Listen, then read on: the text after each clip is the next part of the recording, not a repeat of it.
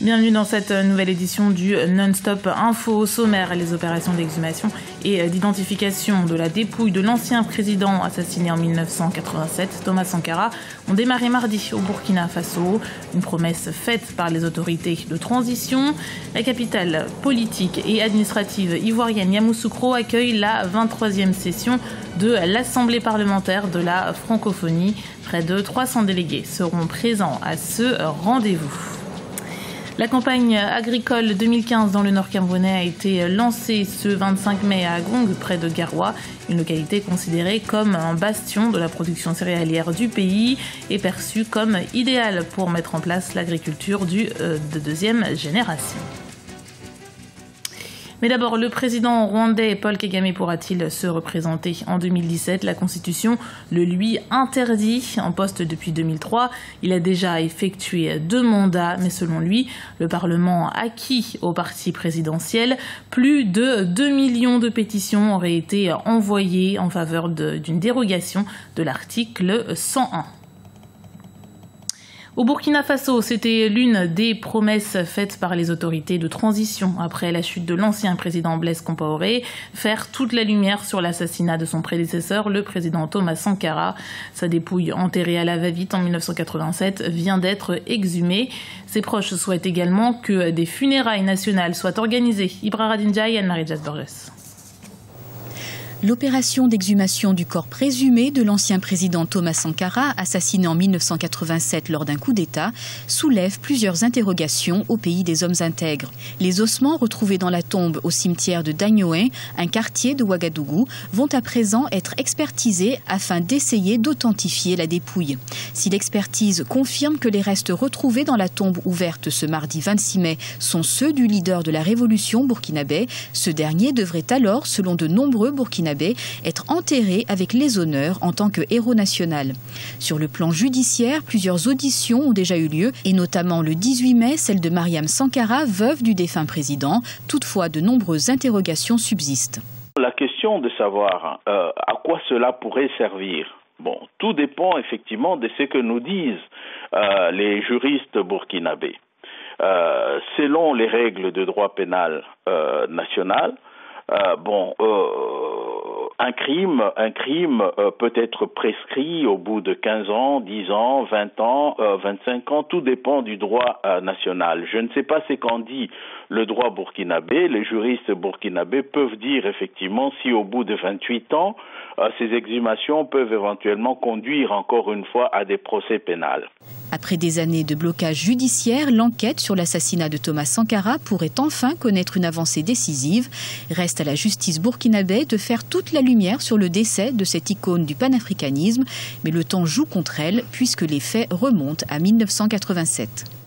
Mais si la prescription est acquise, il reste que nous rentrons toujours dans ce que l'on peut appeler éventuellement l'exhumation digne, l'inhumation qui soit digne, réoffrir la dignité à la personne décédée ou alors à sa famille. Ça, c'est ce qu'on peut obtenir. Mais maintenant, qu'est-ce que l'expertise peut apporter ? Cette expertise peut apporter des lumières. Et effectivement, il est arrivé de fois où les exhumations permettent éventuellement d'avoir une autre lecture de la situation. Par exemple, j'ai cru comprendre que les experts s'orientent selon les termes des références qui sont les leurs pour la recherche de causes de la mort, pour savoir exactement comment Thomas Sankara a été tué.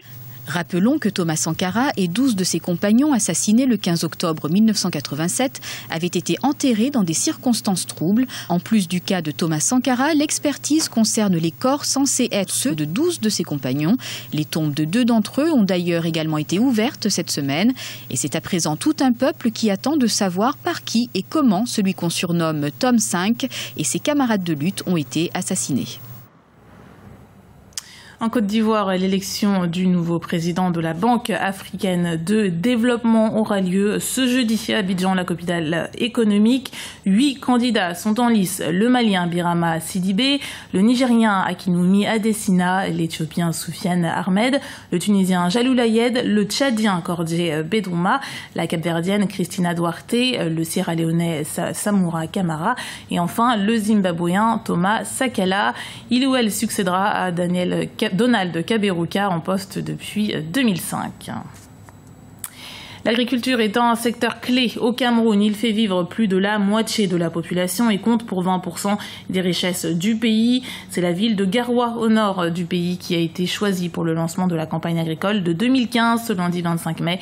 Et pour cause, cette localité est considérée comme le bastion de la production céréalière. Reportage de notre correspondant Narcisse Doumbé. C'est dans un décor aux allures de comice agro-pastoral que la campagne agricole 2015 a été lancée dans les régions septentrionales du Cameroun. Après Yagoua en 2014, c'est la localité de Ngon, située à 40 km de Garoua, qui a servi de cadre cette année à ce traditionnel rendez-vous des acteurs du secteur agricole. Selon les nouvelles orientations de la politique agricole nationale, outre l'amélioration de la qualité des semences, il est également question de valoriser et d'exploiter les spécificités de cette partie du Cameroun.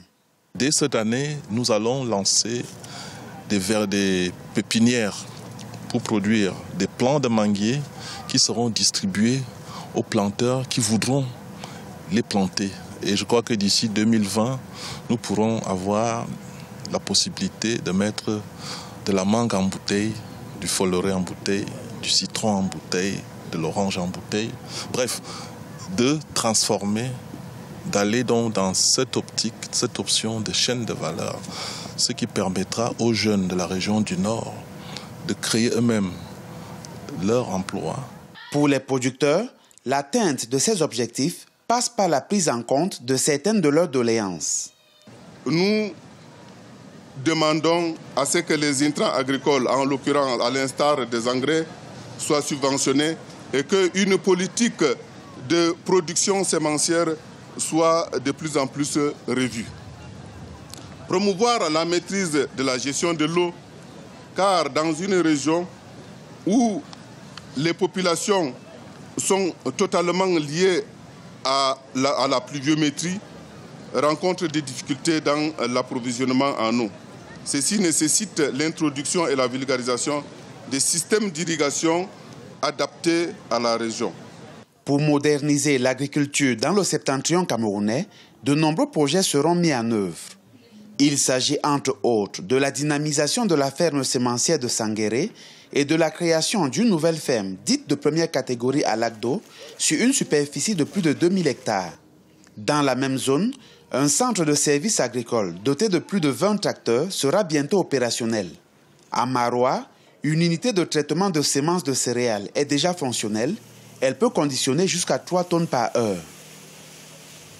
Retour en Côte d'Ivoire où la 23e assemblée parlementaire de la francophonie a débuté. Elle se tiendra du 28 au 30 mai à Yamoussoukro. Les problématiques liées à la croissance et à la pauvreté seront abordées, comme celle du terrorisme dans l'espace francophone africain.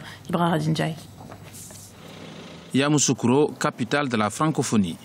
La capitale politique et administrative ivoirienne accueille à partir de ce 28 mai la 28e session de l'Assemblée régionale Afrique de l'Assemblée parlementaire de la francophonie. Près de 300 délégués seront présents à ce rendez-vous. Au menu des discussions, les problématiques liées à la croissance et à la pauvreté, mais également les causes et les conséquences du terrorisme dans l'espace francophone africain. Au niveau des parlementaires, c'est de voir dans quelle mesure créer un cadre d'échange, de partage des différentes institutions du monde francophone. Puisque vous savez que le rôle du législateur, c'est d'apprécier et de voter en adoption des lois. Quelles sont les procédures qui peuvent être partagées en termes de législation? Comment se comportent les législations de tel ou tel pays? Comment faire l'harmonie? Comment bénéficier de plus d'expérience ou bien essayer de voir les valeurs qui existent dans les autres pays afin de pouvoir arriver véritablement à comparer et à obtenir quelque chose de chaque nation et mieux se comprendre en termes d'institutions parlementaires aussi. Le travail de ces parlementaires francophones consiste aussi à contribuer au renforcement de la démocratie à travers plusieurs actions. En termes de législation, par exemple, s'il y a des dispositions ou bien des comportements du législateur qui sont contraires à l'évolution même de la démocratie, au regard des autres expériences, l'État, par exemple, qui se trouve dans une position de minoritaire et qui voit que pratiquement la règle est suivie dans tel ou tel État, un peu partout, et que c'est le seul État qui n'est pas dans ce sens, il est appelé quand même à prendre conscience de sa minorité et puis peut-être se ranger en édictant des lois beaucoup plus universelles. La 23e session de cette Assemblée ferme ses portes ce samedi 30 mai. L'Assemblée parlementaire de la francophonie a été créée en 1967. C'était le journal de la rédaction. Merci de l'avoir suivi. Retrouvez dans un instant une nouvelle édition du Non-Stop Info sur Africa 24.